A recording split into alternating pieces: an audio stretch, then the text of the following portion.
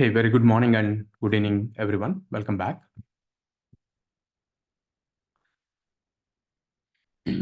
All right. So in our last session, we were discussing about the introduction to our approach, right? So what is the approach we talked about? So our roles and responsibilities of a DevOps engineer is going to be three things. One is you need to manage the infrastructure, you need to support the software releases, and whatever it takes to do this, everything should be done through automation.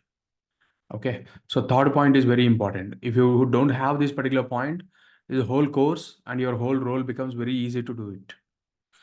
Okay, but this is the major thing. Okay, so which even makes our course takes a longer time to do that, and as well as this is the way that you do in the organizations, right?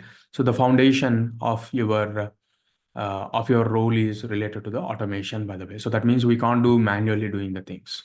So everything has to, you write a code and you apply the code, and that is how it is going to become, by the way. Okay, so this is the major one which changes the landscape of everything, the way you look in.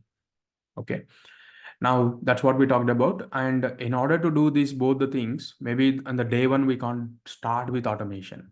Okay, and automation, I always talk about, like, automation is always easy, but however, you need to know the manual effort, by the way. But a lot of people actually, so confuse over there. For an example, okay, I will give a very funny example only, but it is like that only. Okay, for an example, okay, in a kitchen, like let's say go to a kitchen. Now you want to automate the way of cooking. For an example, you want to make some, like let's say in Indian world, maybe like some chapati kind of, or a pizza you want to make it, right? Let's keep it. I think everyone have an idea. We want to automate the pizza. Okay, pizza making process we want to automate. In order to automate the pizza making process, he first should know that how to make a pizza manually. Then only he can bring the automation and automate it.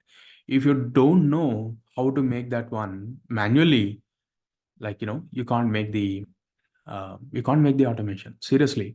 Okay, so a lot of people actually exhaust in this particular understanding that they just simply run behind automation.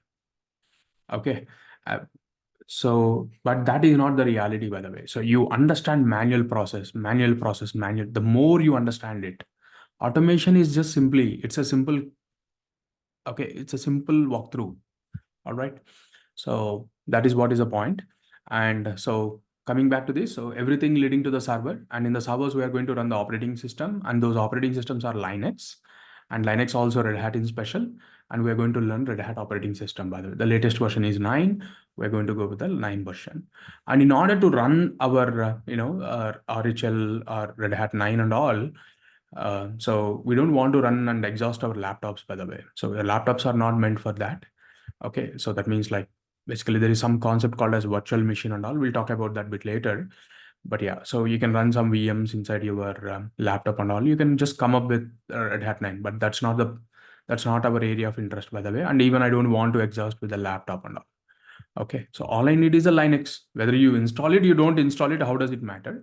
So we need Linux and we want to learn Linux. So that's where, okay. So we are eventually going to go with the cloud, by the way. But however, cloud is on the day one, maybe everyone may not have the account. I asked every one of you to create the account, and I already provided that particular URL. Okay, so this is the URL which has all the links. I once again keep it on the chat.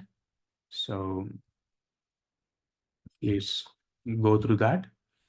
And then, okay, so, and then you go with you go and sign it up for that. Okay, but however, for a couple of days, what we are going to do is we're going to go with the Killercoda, and we're going to, get the things from Killercoda.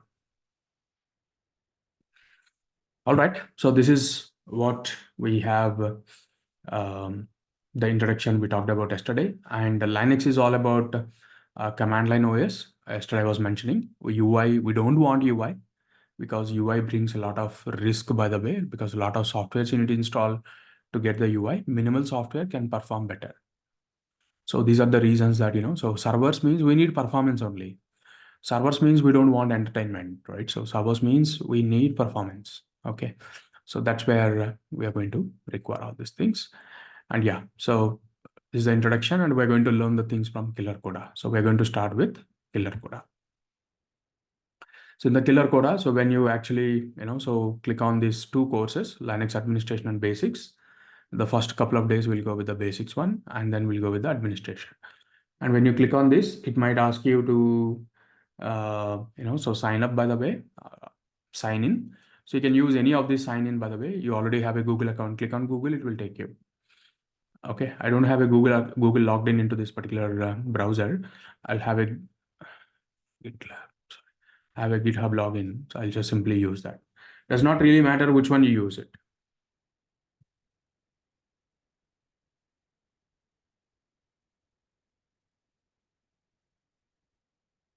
All right, so it is doing some work to bring our Linux box, by the way. So let it do the work. So don't bother about that. Let it do its job, and you will understand slowly. And one day you'll understand what is this doing.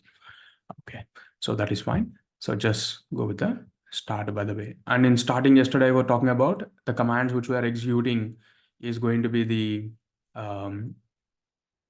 commands which we are going to execute over here. So those particular commands may have options, and that particular options may be like, hyphen single character, hyphen single word, or hyphen single word you will be having. And some commands may have some inputs, by the way. So until here we have discussed in yesterday, and we're going to start learning the Linux. Any questions before starting until here? So if you have any questions, the process is still same. You have to raise the hand, and I'll come to know that you have a question, and I'll come to you. You'll find a raise hand button or hand raise button. You click on that. I will come to know that you have a question, and I'll approach you. So that is the same process. Hi Raghu, good morning. Yeah. So I just had a question. Even so, is this Killercoda is a freeware or Free. free? Okay. So the moment we log in with our Gmail or any account, it will show all these things, whatever you are showing here, right? Yeah. So free will get only 60-minute session. You'll get it. Okay. Okay. Session you'll get 60 minutes, but you'll pay. You'll get more than that if you do a pay, by the way. Okay, 60 That's minutes. So once we are done, whether these things, whatever we did, will be saved or it will be clear. So nothing you need to save, by the way, at this point of time. You're just learning the things. It will go away. Let it go. No problem. Okay, sure. Thank you, Raghu.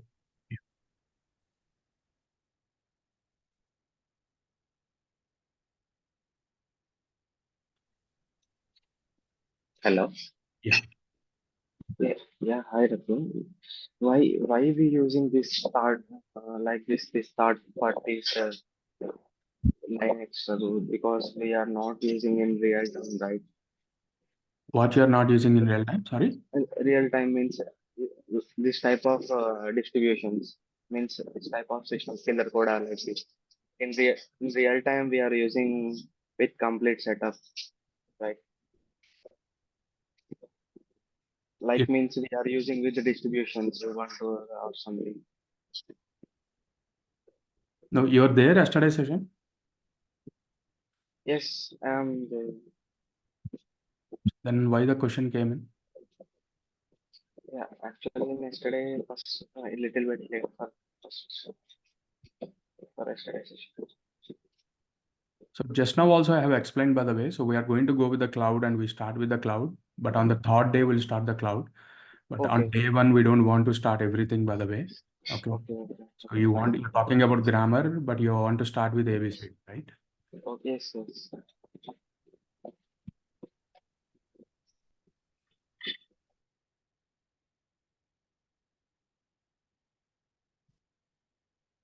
Okay. I don't see any more hands. All right, cool. Moving on. The next one to start with is, so Linux is all about some commands. Like yesterday also we have discussed, some 30, 40 commands will come on an average, by the way, for this particular, so Linux way we are doing. Maybe like, so I've been working in Linux almost like 16 years so far. If you ask me, I can't tell more than 50 commands. With struggle, maybe I can go till 75 commands. Okay. So not more than that. Okay. So because I mean, I don't need it as well, right? So, and I've been working, like I mentioned, from Red Hat 2 version, I've been working on Red Hat machines. Like my experience is a kind of little bit different, and also I worked at a scale as well. Okay, that means like so at a time, I mean at times, not at times by the way, at a project by the way, I have worked even 93,000 Linux machines I used to deal with automation. Okay, so I used to engineer that particular platform along with some members. So when I say I, well, it's not alone. There are other members as well. But yeah, so my automation used to go and reach those many machines, by the way. Okay. So like I mentioned again, so to really waste time about so spending too much time on Linux. Okay. And it is inevitable again. Okay. You can't avoid that at all. Linux, you should learn. Okay. No doubt in that. And that's where I was telling so this 30-40, don't take any discount. And going forward also, maybe if you need something, you have good internet available, you should be in a position to open the things and read it. So reading will solve many problems, by the way. That's what so a lot of people will not do. So today everyone is going with a fancy YouTubing and all, but they're missing the reading capability, by the way. Okay. So reading will solve many problems actually. Okay. It brings your focus back. Video and all, you will lose focus. You will not have that much focus. But yeah, so it is again like if you're really utilizing, YouTube is also a good platform. But the problem is not like that. You open one video, but YouTube on the right side they'll show some other video. You eventually end up there. So that is a problem. Okay, so just keeping the fun things aside. So reading, again, I'm telling. Okay, reading will solve many problems. I'm calling it out because okay, so because a lot of errors also you get it while you're doing the things. You don't read the errors. You simply come to us. Okay, which will not help you, by the way. We can solve your problem. Okay, but not just solving the problem at core, by the way.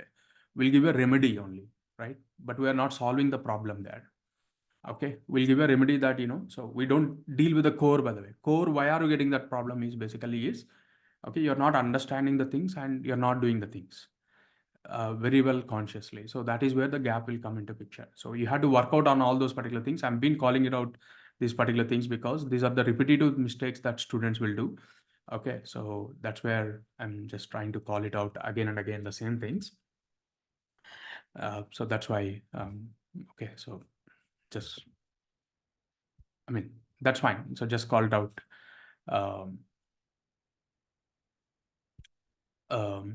Since it's a repetitive thing happens, by the way, so we'll correct you, that's okay. But still, okay, so make your mindset in such a way that, okay, if something is not working, you are doing mistake. Okay, not lot of, by the way, so few people come to us and say that I've done everything perfect, I've done everything what you have done or what you have told, but it's not working. So that statements will be wrong for sure. Okay, because I am going to go with a greenfield approach. That means I do along with you, by the way. If it is working for me, I will do from scratch. If it is working for me and it is not working for you, maybe pretty rare chances there can be some other reason, by the way. But 99.999%, it is actually your mistake, something you're missing. Okay, if you miss a small space in Linux also, the things will not work. You have to be very, very, very conscious.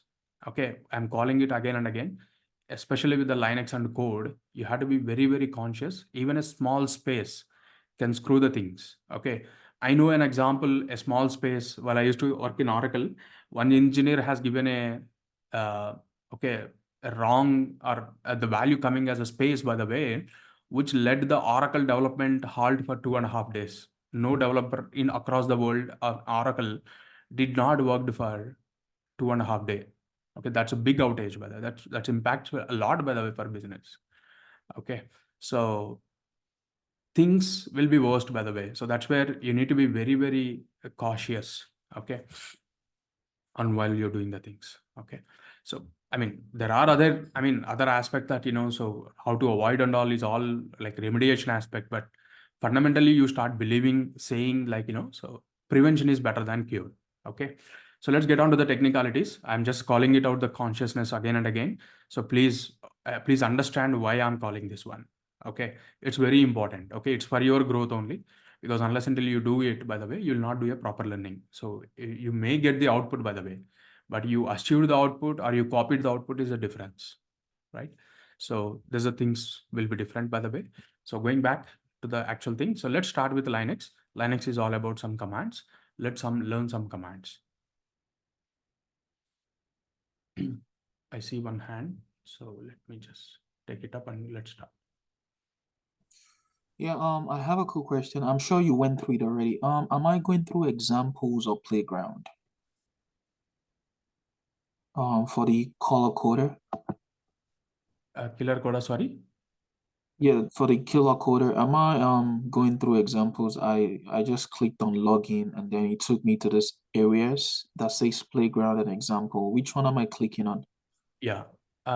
Yeah. So I will tell you this in two ways. So for you, okay, you are using a wrong URL. Okay, you need to use the right URL. That is first thing. And the second thing for everyone, by the way, I'm telling. So while I do those things, you don't try to practice in parallel. By the way, don't do that. Okay. So why? Because you can't do the two things at the same time. So listening and practicing, you can't do that. You'll miss the details. And here is a classical example. So the URL which you are using here is wrong because the URL is supposed to be something different. So please try to do it after the session, watching the recording, and you will be able to grab it. But anyhow, since you called it out, so I'm just pinging this URL once again. So here is a Killercoda. This is the right URL. You have slash of something. I'm keeping again in the chat. So please do it after the session. Okay, don't do it during the session. And for everyone, I'm telling. Okay, thank you.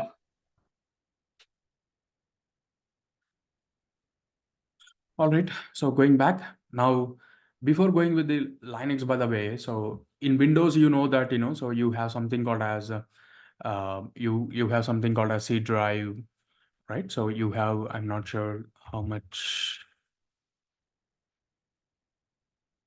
you can see this image.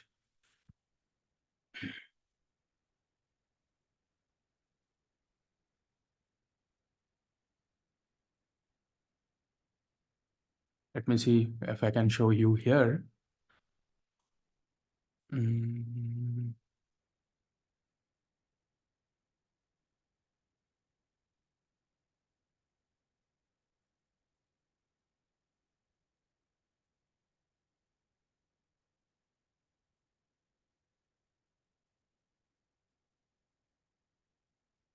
One minute. I just want to show that image. I'm not sure that is actually visible to you there. Yeah. So now,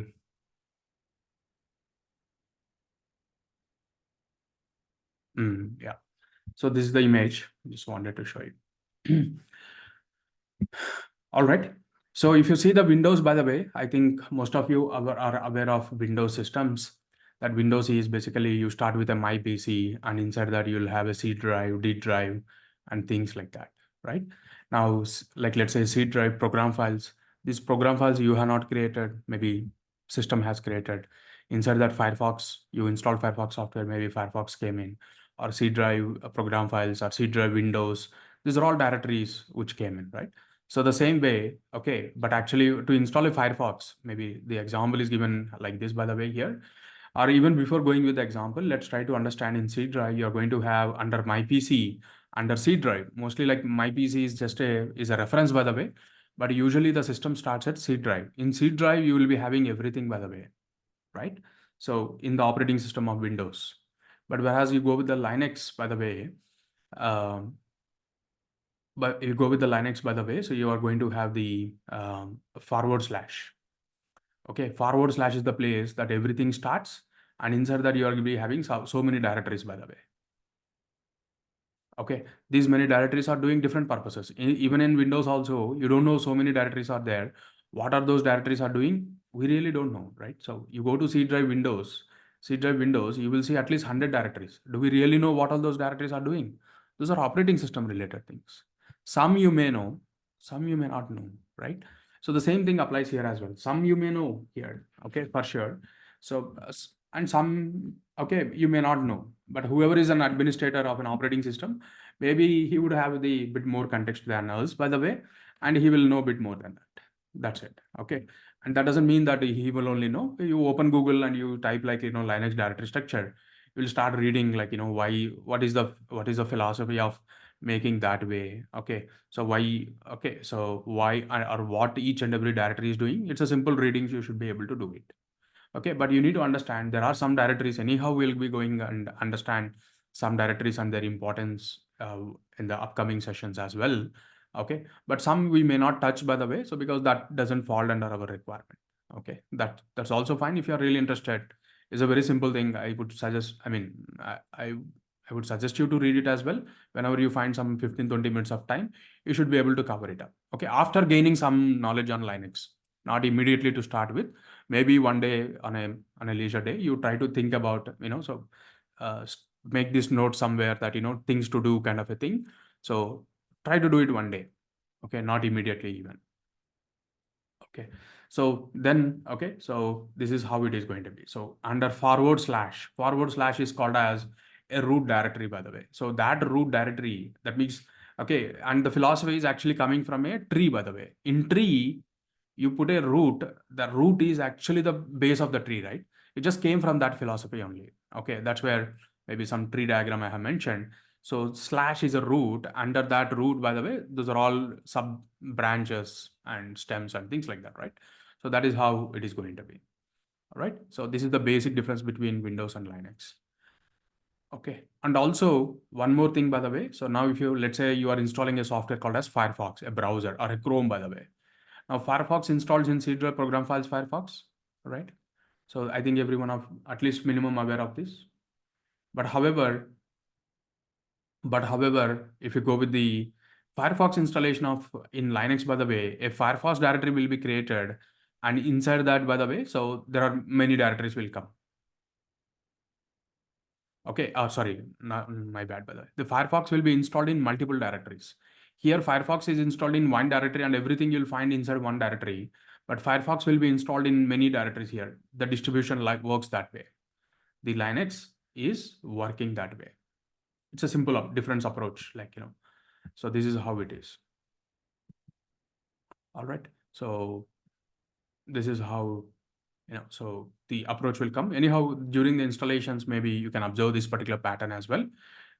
But forever, just for now, you just try to understand this way. This is also, I think, overwhelming information at this point of time. So try to simply understand this diagram is fine. So you have a C drive, Windows is coming with some structure. Linux is also coming with their own structure. That's it. So structure was there in Windows. Let's understand a point. You don't know the complete structure, and the same applies to Linux as well. We don't understand every structure of Linux. Okay, no problem with that. That's not a problem. Don't consider that as a problem. All right. So going back, by the way, so now this is the tree structure, and there are some core things that you need to understand. There's a core differences between Windows and Linux. In Windows, we always use backslashes, right? On the browser, if you, you open some directory, if you just go with the, so Windows, okay, so Windows folder Explorer, we call it up. Okay, so I'm not sure we get the images.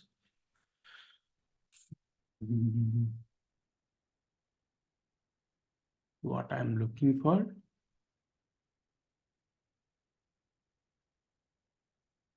Yeah, some diagram like this very old one.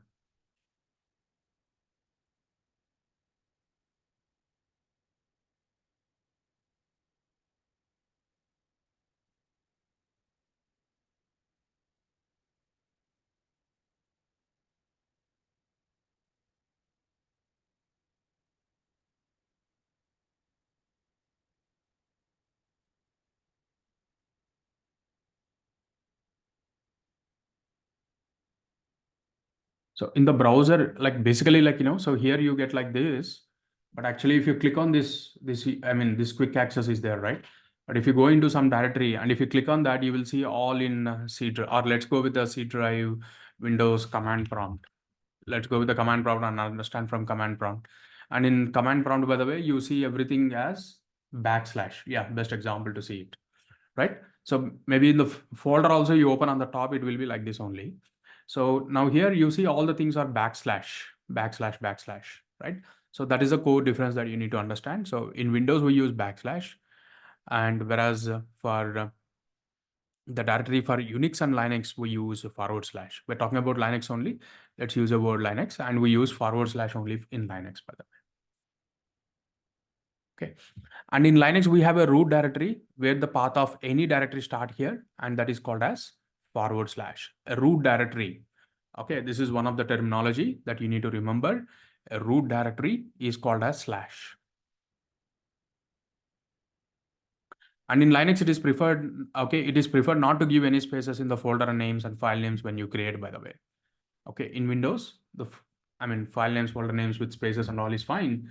But in Linux, okay, so we don't prefer at all. Okay, so just don't even consider about doing that. Okay, with that one. And in Linux, by the way, so files, directory names are case sensitive. Okay, in Linux, by the way, file names and directory names are case sensitive, whereas in Windows, okay, you can create a file name. In Windows, you are creating a file name, for an example, just as an example, a directory name called as DevOps you are creating, but you can't create another directory called as DevOps. Okay, because in Windows, both are same. Windows is a case insensitive operating system. You can't create anything like this. One more directory you can't create. Okay, so one more directory like this you can't create in Windows. Not possible in Windows. You can give a try. Okay, later. This is not possible in Windows, but Linux it is possible. In Linux, DevOps you can do. As long as some difference is there, you can do that. So because this is a case sensitive operating system. Okay, is a case sensitive operating system, whereas Windows is a case insensitive. So this and this are same in Windows, but this and this is difference in Linux. These are the core differences that you need to understand. So since you may be coming from Windows background, so you can just go with it. These are the basic understanding. So one is we use forward slashes for reference purpose, for file reference, like directory ribbons and all. And whereas, okay, we are going to use or we are going to have something called as forward slash. Don't confuse with this forward slash with this forward slash. This slash is basically the entry point. The starting point is called as slash. That is called as a root directory. And everywhere in between also you will see forward slash. Like here you are seeing everywhere in between you are seeing backslash. Okay, here instead of C colon, you'll find one more slash. That's it. C colon slash is there here, right? So there in Linux, it is one more forward slash. That's it. Okay. So in Windows, you're having like this users slash documents like this, right? In Linux, the same thing will be referred as starting with forward slash, and it is going to be user slash documents. Okay. So this is the difference that you are going to see.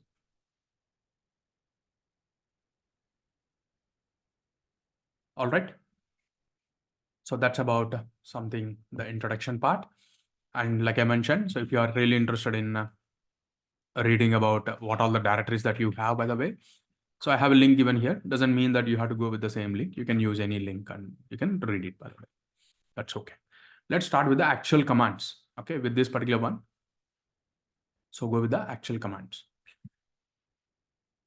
What is the first command we're going to talk about is in Windows, you double click a folder, you see the list of files automatically, right? For an example, my Mac also is a kind of a UI.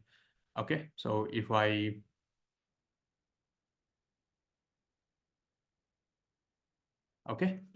have some Explorer like this, by the way, maybe I click on downloads, I can see the list of files out completely, right?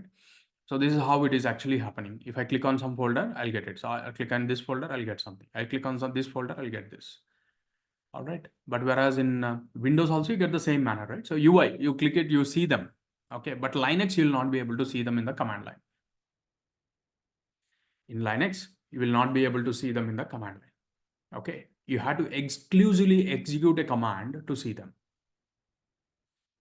You have to exclusively execute a command to see them. And what is the command that we're going to use now to see it? ls is a command. ls is showing some output, by the way. ls is showing some output. So how many files are there? This is one file. This is another file. This is another file. 4 files I can see. Okay. Now the same way, you can also have some hidden files. Same hidden files concept is there in Windows also. In Windows also, you have hidden file concept. I'm not sure how many of you are aware, but here you can see this. These are all hidden files, especially in the bootcamp directory. So here, this is showing a little bit dull color. This is showing normal color. I'm not sure over the share screen how clarity you can see it, by the way, but there is a hidden directories concept even in Windows.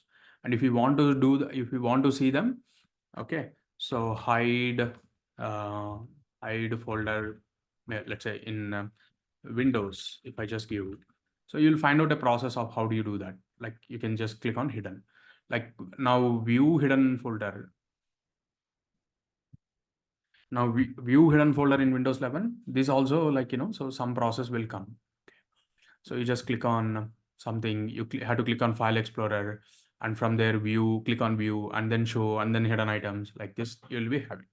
In Linux also, you will be having hidden files, but ls command can help you with capital A option. Now ls is showing only 4 files. Now ls-capital A is showing many files and directories now, or many things it is showing. Doesn't matter whether it is a file or directory. So now, and how can you identify whether this is a hidden file or a normal file? If it is a hidden file, it starts with the dot character. If any file name you create with a dot character, that is automatically a hidden file in Linux. So whereas in Windows, you have to, right click on properties, click on hidden, save it, apply it, then it will go to hidden. So here in the file name itself, it is hidden, by the way. The name of the file defines whether it is a hidden file or normal file, and anything starts with a dot is this one. Now ls is going to show you normal files, and ls-a is going to show you including hidden files. And also ls-l will show you the view part, by the way. So for an example, I have a view here.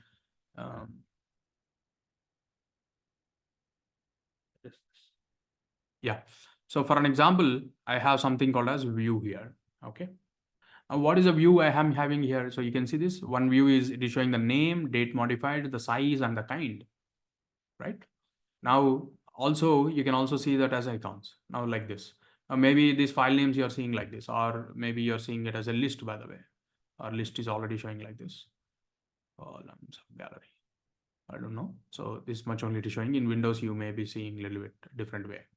That's okay. So now here it is showing only the file names, by the way. So if you want to see the list format, like how you can see here, the name, when it is modified, and what is the size, and something like that.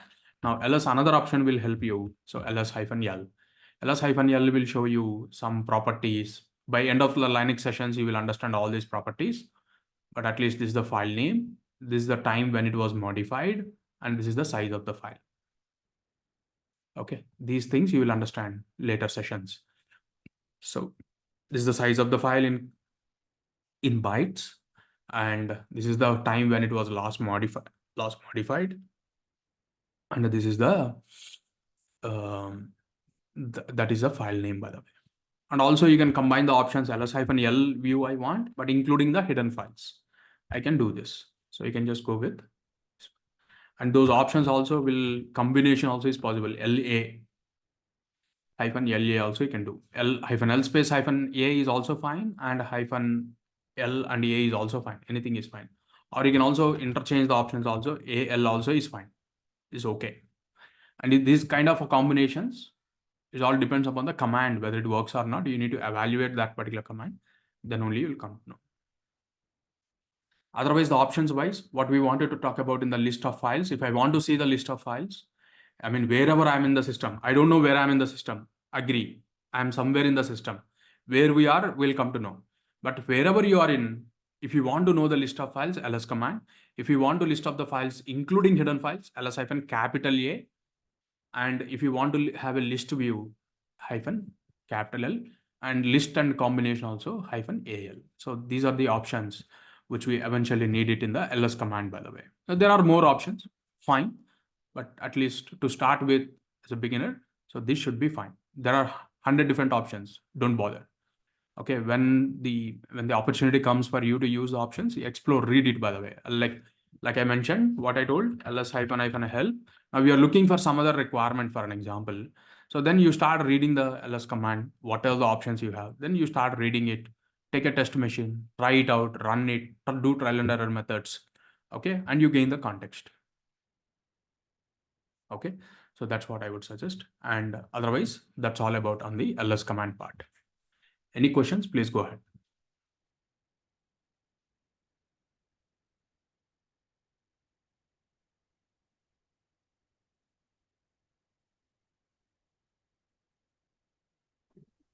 Hi, Raghu. Yeah. Yeah, these options will change from distribution to distribution. Previously, I used Ubuntu in the ls-small a I used for the seeing the event directories. But in this capital A you are using. You are wrong actually. ls help. Did you read, by the way, the ls command manual page for Ubuntu as well? Sorry. Did you read it? Okay. Now the question to you, have you read the ls command output, by the way? Sorry, ls command help command output. No, I never used that one. Just I'm using the small a for the seeing the event directories. Small a will do extra things, by the way. What do you want? Hidden files. Okay. Okay. You want hidden files means capital A is the option. So you are using something else, and then that something else actually you're getting hidden files also. Okay. But capital Okay, A is the option to get the hidden files. And so since this point came into picture, I also maybe did not explain some history yesterday, by the way, how Linux came into picture. Okay. So just let's take 2 minutes. I thought of explaining yesterday, but yeah, I somehow went it like skipping the history. That's it.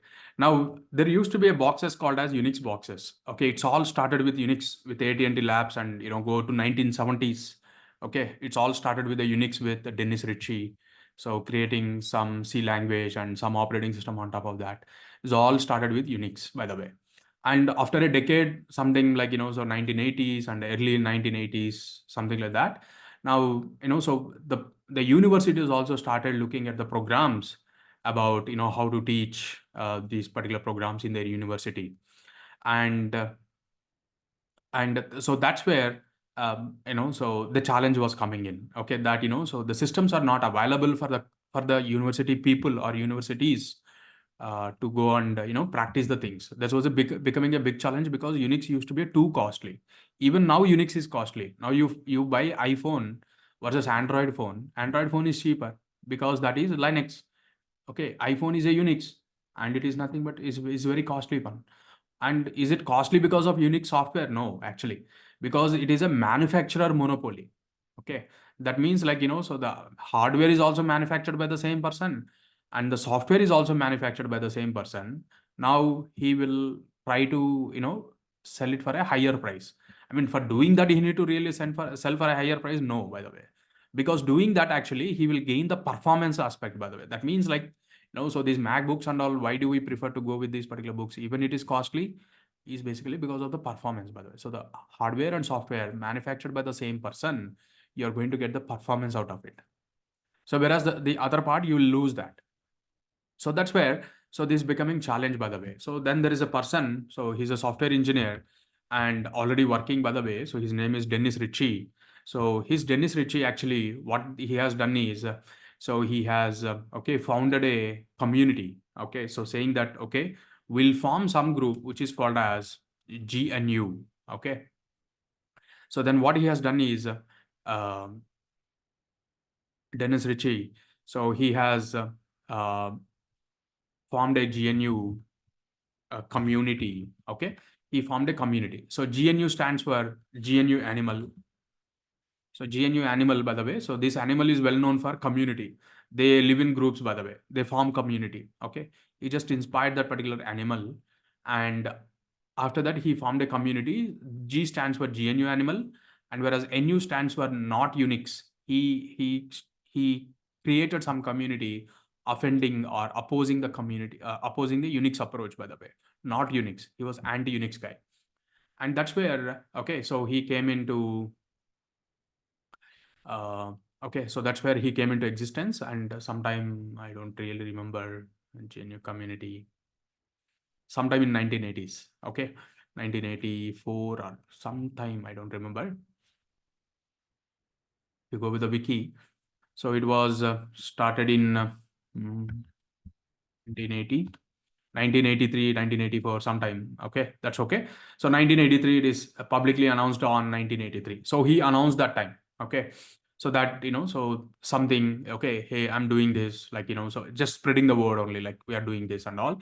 They formed a community and people are, trying to contribute it. Okay.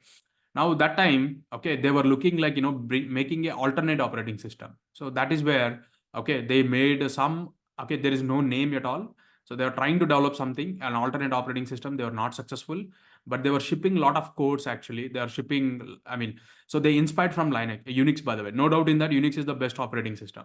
So they inspired, and that's where they started something called as GNU utils. Like, all the GNU is actually rewriting everything in Unix.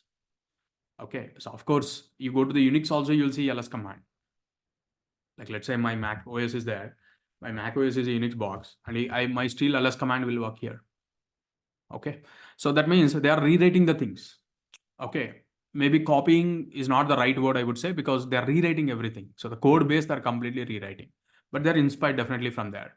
And that's where they got it. And they were not able to success in, in some software, some piece of software, which actually can drive the hardware, by the way. And in 1989, by the way, so one person, okay, which is his name is Linus Torvalds. Linus. So this guy came in, and actually what he has done is he has written a code and he has given a break even for, what the GNU is actually doing it. Okay.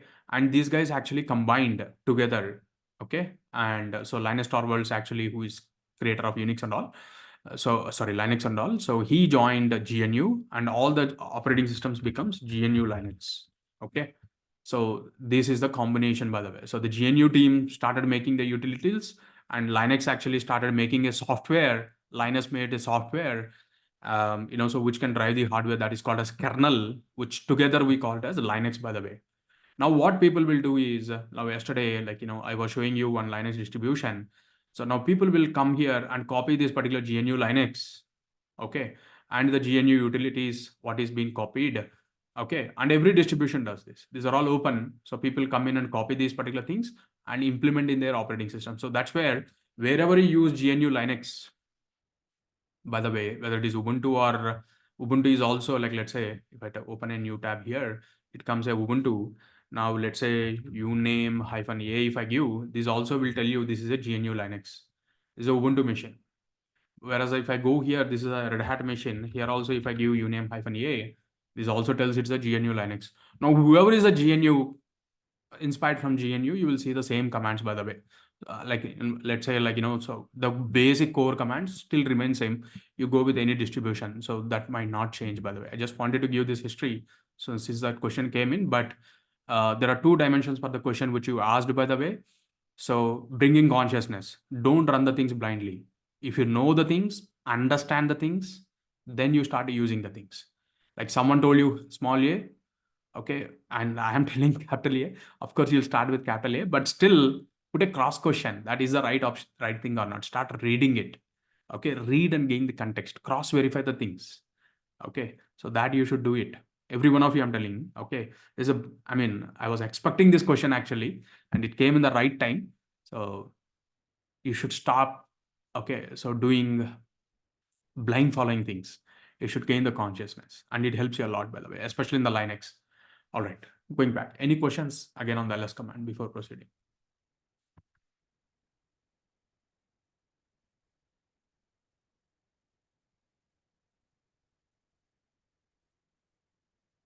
Cool.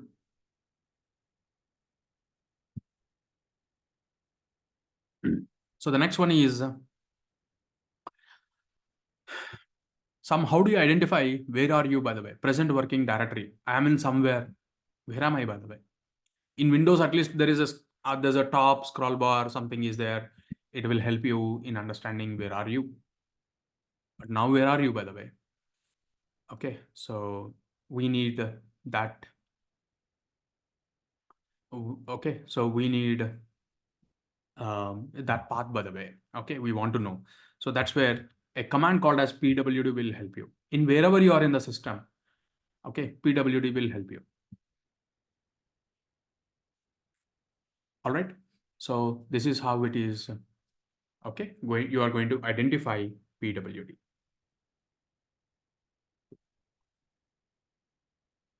PWD, you will identify which directory you are in. Fine, I identified. Okay. So under root directory, I'm on another folder called as root, ROOT. Don't confuse. This is a bit confusing. Even I agree, by the way, but just be with it for a few days. You will be able to gain the context and you will be able to understand. So / is also called as root directory. ROOT, there is a root administrator account yesterday I was mentioning. ROOT, root username. He is also root, by the way. They would have used something else. But yeah, so these questions go back to the 1970s. And in the Unix operating system, when Dennis Ritchie mentioned, there are a lot of email archives are available. A lot of questions people kept it like, why do you use this? Why do you use that? For many questions, his answer was, I don't know. Okay, on that day, I felt like keeping it. I kept it like that. You will see those email archives. Actually, if you're really interested in reading, I don't think so it's needed, but just, okay, it's all, he responded many times. I mean, he responded in many emails, by the way. Those email archives are open in the internet, by the way, if you can read it. So for these questions, actually, there's no answers. He would have used something else to avoid the confusion, but he liked it and he kept it. And you have to live with that. And Linux is an inspired operating system for Unix. They made everything look like same. Okay, at least Linux, they would have changed it. But yeah, the core and all they're copying, they don't want to touch that particular core and change the things. So people are living with that, and you also should live with that. Okay, so / is a root directory and ROOT is a root user. And here ROOT is a root folder. Three things are there in the same thing. / ROOT, you're seeing three things. Okay, so / ROOT. So this is / plus ROOT. Okay, so / means it's a root directory. Okay, where is the operating system is starting like this. Okay, this ROOT is nothing but a ROOT folder, by the way. Okay, and as well as this folder is created for root administrator account. Okay, it is his home directory. When you logged into the system, by the way, you go into your home directory, right? Maybe in Windows also you open the prompt, by the way. So you see this, it just opened in his, you see this, the first prompt he opened, it opened in his home directory. Okay, the command prompt. The same way Linux also, the command prompt, if you log into any user, okay, it will default take you to the, it will default take to his home directory, by the way. Right? So that is how this is a root user and it is his home directory. Now that's where, so PWD is telling /root. Now the next thing is you can check the current working directory by using PWD, that's fine. So yeah, it's already done. So here navigate directories. Now if I want to go from one directory to directory, another directory in Linux, Windows, double click, you go, by the way. But in Linux, you can't do that. So you have to use a command called as cd. Okay, so cd, let's say /bin, I mean /some bin directory is there. So since I know it, I'm going there. But yeah, so you are in /bin. So cd /root, PWD, your /root. cd /opt, PWD, your opt. Okay, you're going into that directory. Okay, if you don't know anything, by the way, so you go to /undo ls, you see all the directories. From there you go, whether I went with bin, okay, or I went with opt, or I can go with some other thing. So for an example, there is a last one called as var. I'll go to var, pwd, ls. You can see here some many things are there. Again, I can go to so local. So some folder, does not really matter. So local, I went pwd, ls. Okay, so there are no files. So this is how I will navigate from one location to another location by using cd command and ls combination, by the way. And also this image is a little bit, I mean, this OS is a bit like customized, by the way, in such a way that to avoid PWD, now PWD, if I do, I will come to know where am I, by the way. So let's say, let me take to this Ubuntu machine. This is also same. If I go to var local, here also is there. But do you know where are you? No. What you have to do, you have to run PWD command to identify. But what I usually do is when I do any system design, especially, by the way, the Linux, so I come with this particular prompt changing. Okay, now I change this particular prompt in such a way that so some coloring I have given, root, some color, system name, some color. Now along with that, so we are enabling, okay, A current working directory also showing here only. So every time you need to end up running pwd command. It is easy to determine which location you are in. Okay, so things are possible in Linux, by the way, as long as you have to customize it. Okay, so if someone is interested, how is it possible? So prompt customization in Linux, type in Google, you get a nice articles about it. You read it, that's it. It is possible. Okay. So that is how, okay. So I'm just helping here, by the way, just avoiding PWDs. Okay, because I don't want to execute all the time. So I'm a lazy guy. So that's how I come with solutions.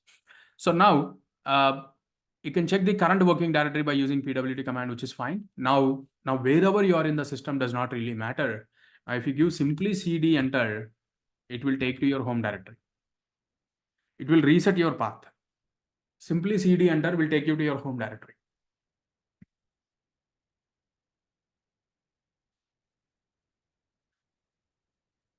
Okay, so that is how we're going to deal with that.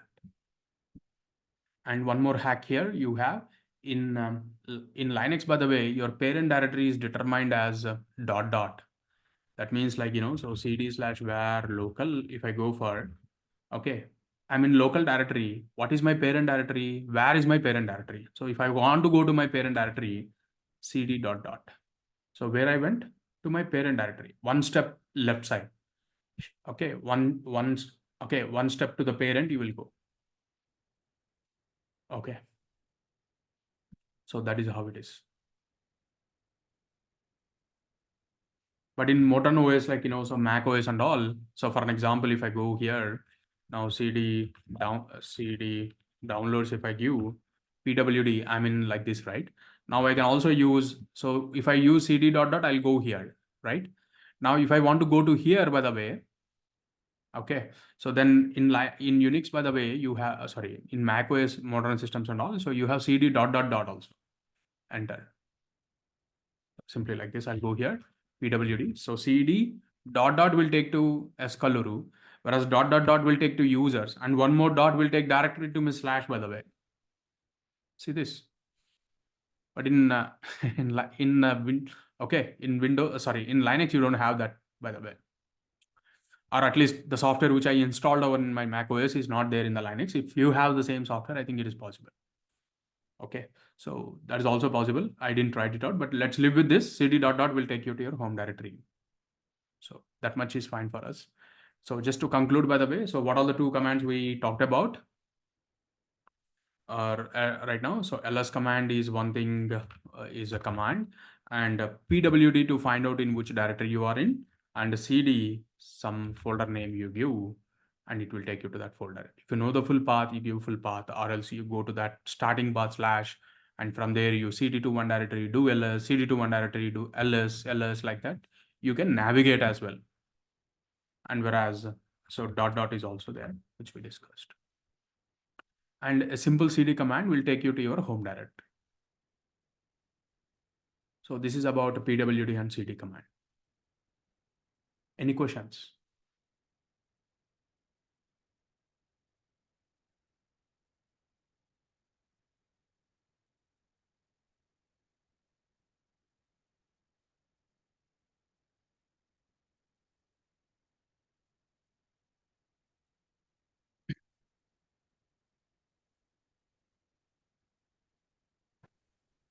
Yeah, hi, Robin. Yeah. Am I audible? Yes, you are audible. You have opened the tab 2, right? Yes. In the top bar. In first tab, we got Linux, and in the second tab, we got Unix, right? Don't bother about it. Sorry? Don't bother about it. Okay.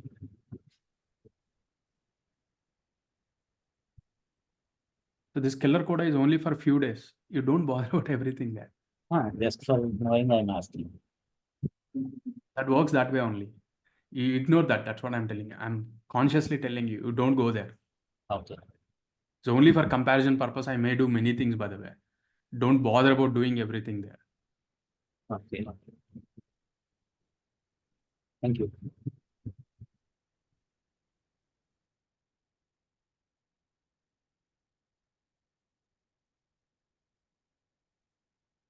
Any other questions?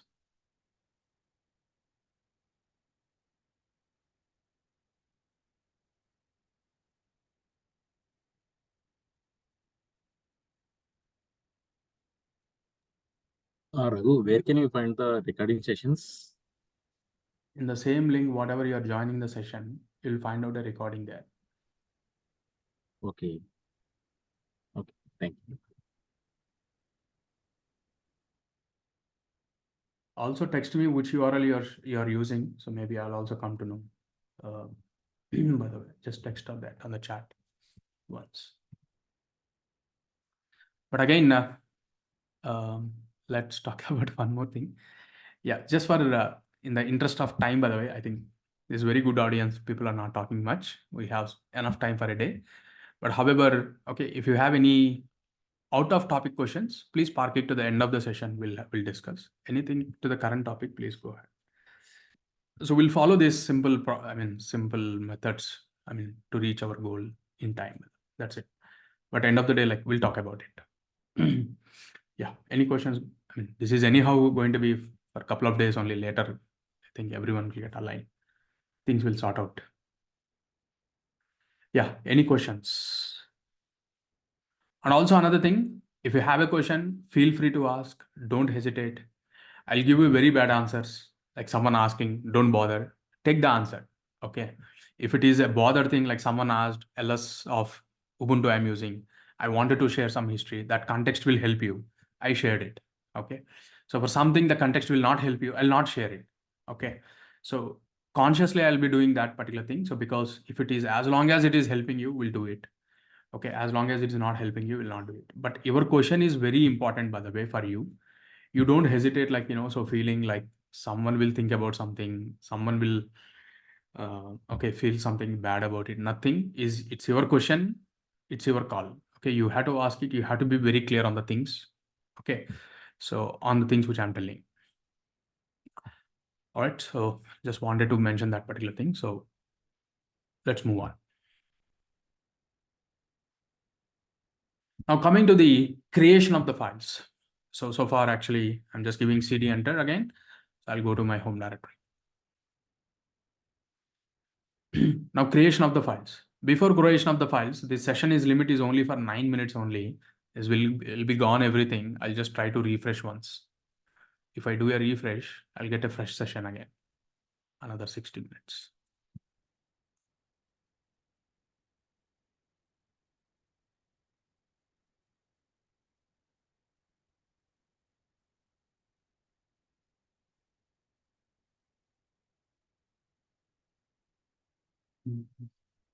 Next. Now, how do you create a file? We can create multiple ways again. Okay. So you can create files in multiple ways, but one of the basic way that you use is touch command. Okay. So you can use a touch command by using, you can create a file by using touch command. So touch and the file name. So this is one of the basic way which is available. So touch and then the file name. And the file name is, let's say, sample.txt, or there is already an example, touch file.txt. Okay. So then do ls. Now you got file.txt. Okay. So that means it is actually going to create an empty file. It's going to create a 0 size file. You see this? The size is 0. It's an empty file. Touch command is going to create empty file. And also, so here touch, I'm creating multiple files now. Touch sample nodes.txt and lambda.py. So there are multiple files I have created. Okay. And I can create multiple files with touch command, and I created multiple files. ls-l is showing you those are all empty files. Creation of the file is very simple. There's nothing very important, but very important takeaway is here. In Linux OS, there is no file extension. There is no file extension. So this lambda.py you are creating only for you to understand that's a py file, Python file. And you are giving nodes.txt that for you to understand it's a text file. But actually I have created a sample file, no extension. I don't know what the content inside that is. Okay, so just only by seeing the face of the file name to understand what type of a file it is, maybe we go with an extensions, and extensions are not bad as well. Linux doesn't support extensions, but extensions are not bad. They did not took the extensions approach. That's it. That means this whole thing is a file name. What is the file name? Lambda.py is the file name. But as in Windows, lambda is a file name. .py is an extension in Windows. In Linux, everything is a file. Okay, so this is what it is. The major takeaway that you need to understand. So extensions are only for user understanding. Linux does not bother about them. Okay, so that's how. And in this, by this approach, do you know that Linux becomes a virus free, whereas Windows is a virus. I mean, a lot of virus will be attacks on Windows, but not on Linux. And Linux becomes virus free because of the simple approach, no extensions. Okay, so because if you look into the approach perspective also, so what would be happening in Windows? Windows actually file will open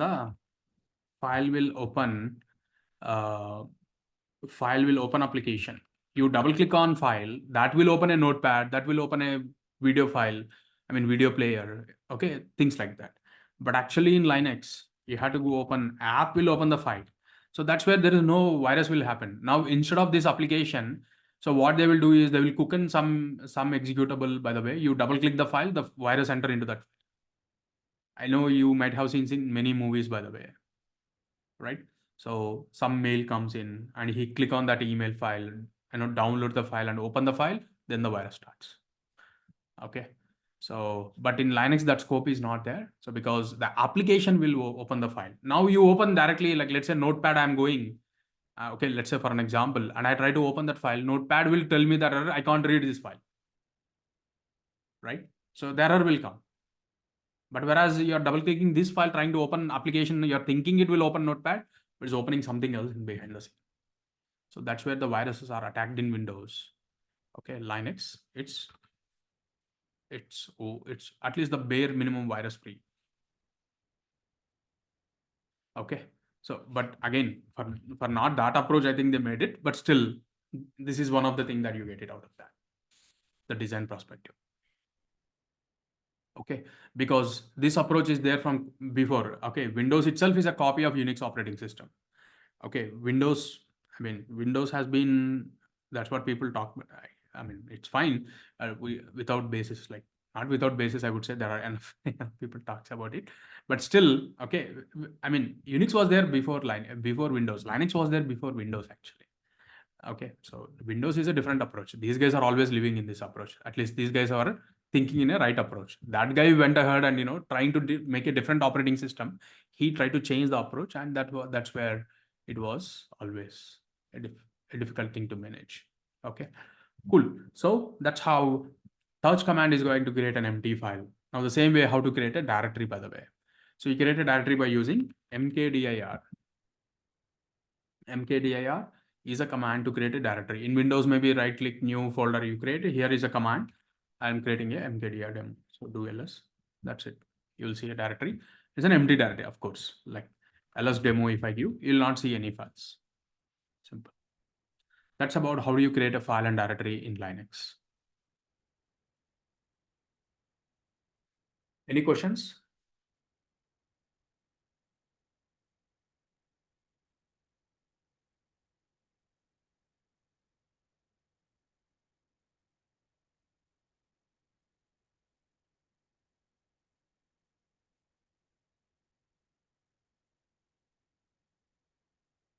Okay, cool.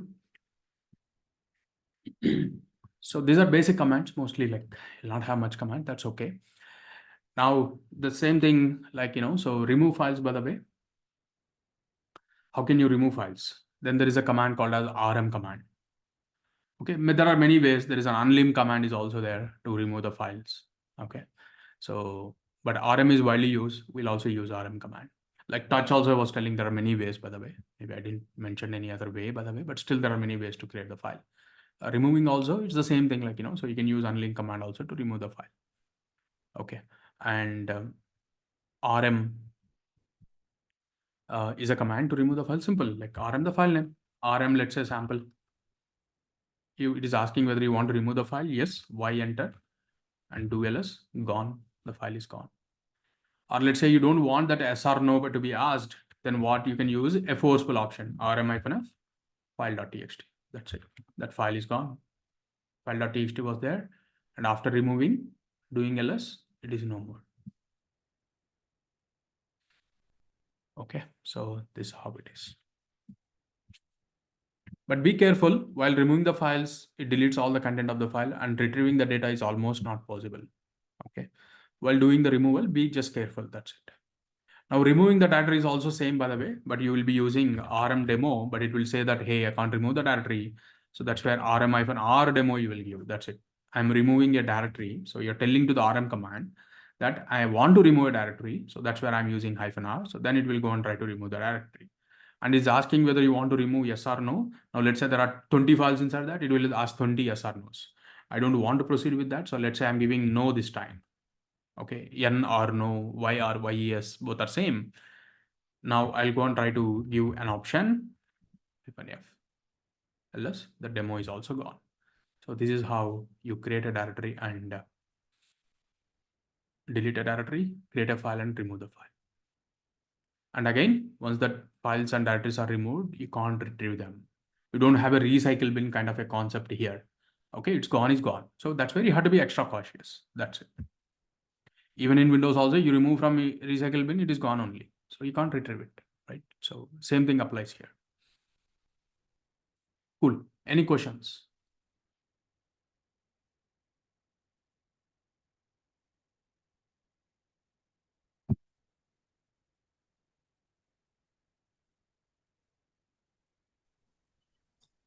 Hey, hi, Ravi. Yeah. Instead of remove command, can I use kill? No, kill is a different command. Okay. I mean, No, you are saying that if you remove the files, it will permanently go. So the kill is also same, right? so you go to Windows, by the way.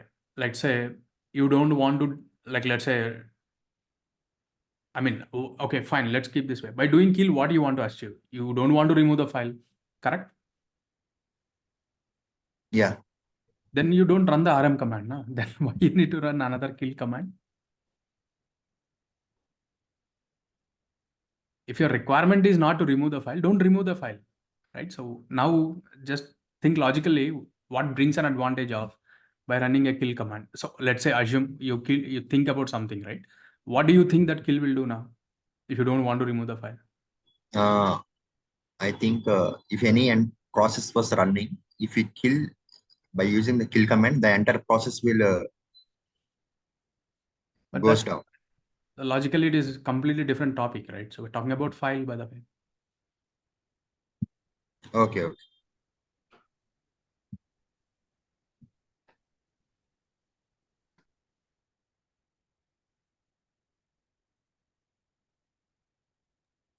Hi Raghu.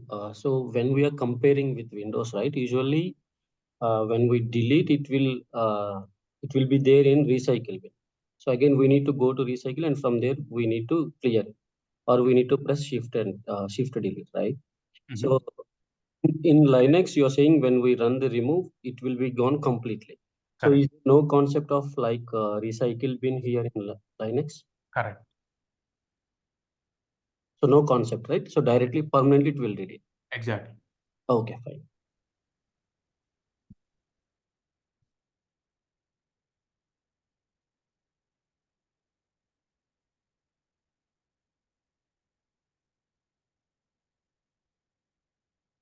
Any other questions?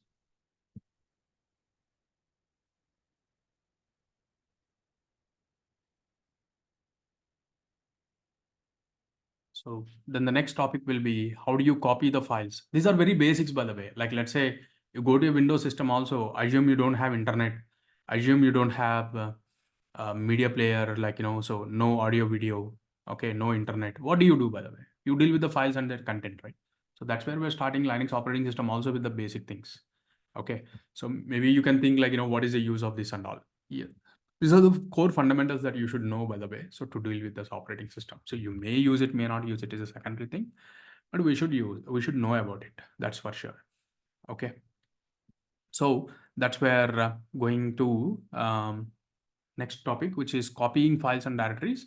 Now, if I want to copy a file, so then cp command, so cp nodes.txt to pages.txt, do ls. Now nodes.txt is there, that is being copied to pages.txt. Okay, so that is how it is going to be. And whereas if I want to create a directory mkdir demo, I'll create a directory. Now I'll create a file touch demo. Some content also inside that. So for an example, like, so test.txt file. Now I want to copy the demo directory and all its content also into some folder. In Windows, right click copy, right click some paste somewhere, that's fine. But here, so now if I want to copy some file, for an example, the same nodes.txt, I want to copy to /tmp nodes.txt. Okay, so I wanted to do that. Or else you don't give the file name also, it automatically copies with the source file name, whatever the file name is here, it will copy the same place. You want to replace it is asking yes. Okay, that's how it is doing. Okay, that's it. Like if you want to previously, in the first exercise, what we had done, we copied here and we pasted here only. Okay, we just duplicated the file. The same way, like, so you can copy the file and you can copy to some other location. I'm using /tmp, some path, that's okay. So I am using some path and I'm copying it there, which is fine. Now I want to copy a directory. So now I can go and give cp demo to /tmp. So it will throw an error saying that, hey, this is a directory. And while copying the directory, however you're telling to the remove, by the way, we have to use -r option and do ls. Now ls of /tmp, you will see demo directory there. And all the content inside them also has been copied. It's very simple. So that's about the copy command. And I'll take the next command only also, then I'll take the questions. So renaming or moving a file, by the way. If you want to rename a file or you want to move the file, that means cut, paste, and as well as rename, both done by the same command in here and ls. So here you have nodes.txt and mv nodes.txt to just node.txt. I'm doing what I did a rename. Now nodes.txt has become a node.txt. You renamed the file. Okay. Now, whereas mv node.txt to /tmp, if I give, okay, do ls, now node.txt is no more here. Now, where it went, you move to a separate location. That means on the right hand side, if you use a directory name, that means it is going to move. Okay. Otherwise, okay, it is going to just rename, by the way. So this is about simple rename. We can move the files from one location to another location, or to rename, we'll simply use the mv command. So that's about copy command and mv command. So two different commands. Clear? And also, just for today's, just for today, by the way, so this much only we wanted to talk about. So that comes to the today learning, by the way. So starting, right? So just little slow, we'll take it up, because for some people it may be overwhelming, right? So one day many things. So but you need to practice this must and should. mkdir, rm, and cp and mv commands. These are the commands we have seen today. Okay. And also another important thing also I will tell you is, you want to work like a professional, then you should know about shortcuts. In Windows also, maybe you may be using Control-C for copy rather than right-click copy, right? That means like it's helping you, right? Now in this command prompt also, you have some shortcuts that can help you and so help you in doing your work much faster. So there are top 10 shortcuts. I have taken one URL. Doesn't mean only 10, but there are many. So, but at least you go through this, you start practicing every day. You try to practice every day. You try to use them as well. Not only practice one time and leave it. Every time you try to practice them as well. So that's where. So that is where. Okay, is going. That's how you are going to become little bit, so professional in a way of executing the hands-on or commands. By the way, you can do the things bit faster. Okay, so do learn these particular things and practice. Yeah, otherwise that's all from my side for today. Feel free to drop if you don't have any questions, and if you have any questions, anything about the current topics today we talked about or anything, please raise your hand and we can talk.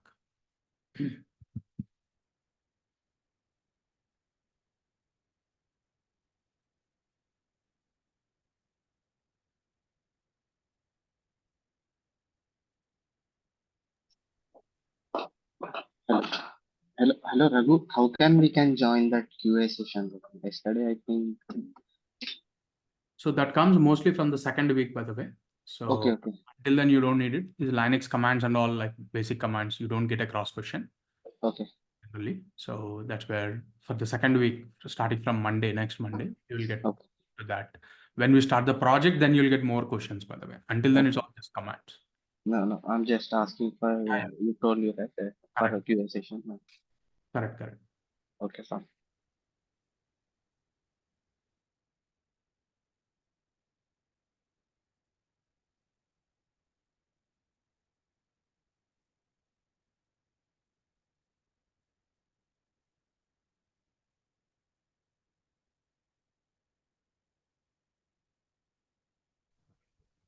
Hey, thank you.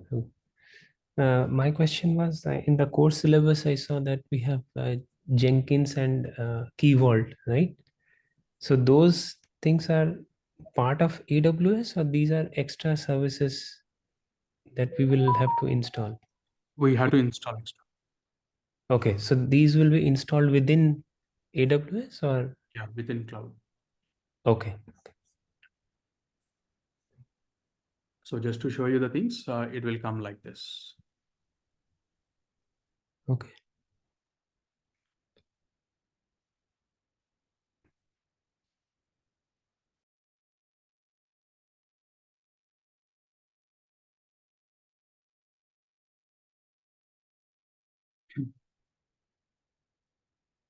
So it is going to be like this. These all tools will, so install in these particular, AWS, and we'll start using them. Okay, all right. And also one more thing that I wanted to understand is there a way to, like, I have used Azure a little bit. So there for our services, we can find the bill, right? Mhm. So in AWS also, is there a easy way to find the cost of like? So just on the right side login you have, so there's a direct billing, by the way. You go there and you see your billing. For the application, right? For your account. Okay, for the On account. application wise, again, go and double click it. So on the left side, you have bills, by the way. Okay. Which service also it is taking the, bill and all, you will come to know. Okay. Okay. Yeah. All right. Thank you. Yeah.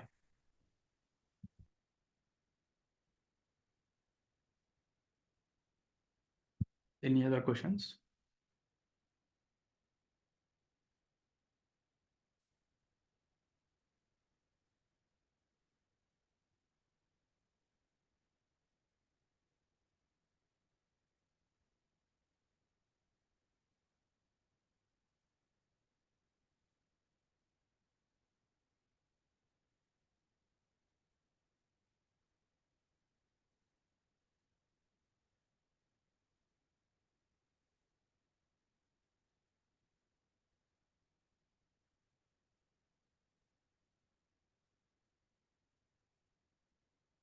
All right. So ensure every one of you have create your AWS account, keep it ready. Okay. Mostly from day after tomorrow, we'll start using them. Okay. So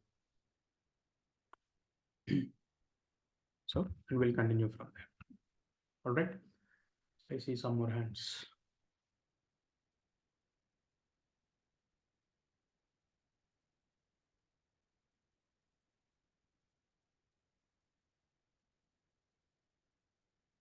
Yes, Aziz, you need to unmute once. Hi Raghu, what is difference between mkdir and touch command? Touch is creating a file. Okay. mkdir is creating a folder. Both are two different things. Okay, Raghu. In Windows also, you want to create a file, right click new, there is a file option, right click new, folder option. Both are there. Yes. Okay. Let's say. Thank you.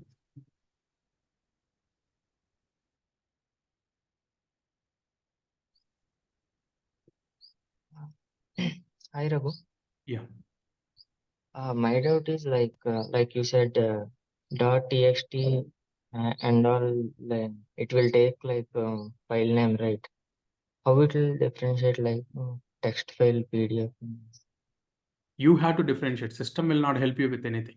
Now let's say in Windows also, how do you differentiate? By giving .txt, it will Here also you give it, na? No one is stopping you. That's why. okay. Is that any possible to open PDF files? Like how do we see the contents of text file, PDF file? No, Hmm. these are servers, by the way. Servers are not meant for your desktop things. You can ask like, how can I play a movie? How can I play music? PDF Okay. files. These are not desktop systems. These are server systems. Okay. So Okay. ideally, if you install a PDF viewer and you can open with the PDF viewer, even in the command line, you can see the PDF. No Okay. problem. Okay. Okay. Okay. That is fine. Okay. But however, so Hmm. like for the basic question which you asked, by the way, how do you differentiate? Even in Windows, you can't differentiate. Okay, so in Windows, how can you differentiate unless there is a logo? There's an application logo coming on top of application, you may identify that is a PDF or something, right? Otherwise, you Like will in not Windows, while saving the file, we'll give the here also you do that. That's what I'm telling. Here also we have created .txt, .py. You create .pdf. No problem. okay. Yeah. To see the contents of file, how do we see? Is that We'll go there. Tomorrow it will come. okay? Yeah. Thanks. Can you tell me the difference between the RM minus F and the CP minus R? RM is a remove command. There is no comparison. Difference I you mean, we are using, yeah, RM is a remove and CP is a copy, but minus F and minus R, I didn't understand. so when you try to remove a file, RM, like let's say lambda, it always prompts for yes or no. Okay, you see this current prompt right now on the screen. Okay. So I don't want this. I'm giving no, I don't want to remove the file. But whereas I wanted to remove the file forcefully, no asking me, no prompt, force option. Give it a, so that's it. It will not ask yes or no. Okay. Now CP, you can copy a file, but when you copy CP demo to some, like let's say /opt someplace, now it is going to fail with saying that, hey, this is a directory. You should use -r option. It is telling. If you are copying a directory, you have to exclusively tell to the CP command, yes, I'm trying to copy a directory. Okay, so then it will copy the directory. So that is -r option. And the same R option also available in the RM command also. If you're removing a directory, you have to exclusively tell to the RM command that, yes, I am removing a directory, RM-R.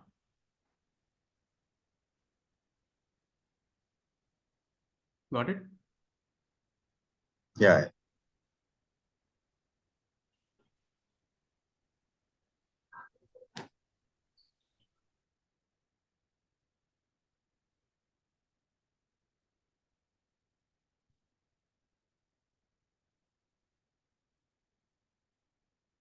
All right.